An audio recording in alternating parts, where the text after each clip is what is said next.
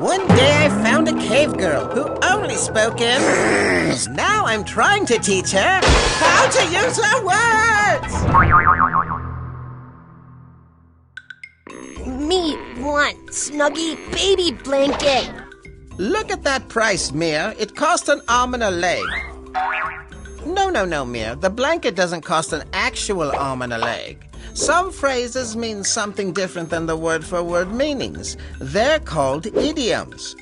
All I was saying is it's too expensive. Nothing is worth giving up your arm and a leg.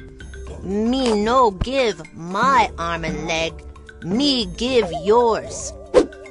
On second thought, happy birthday, Mia.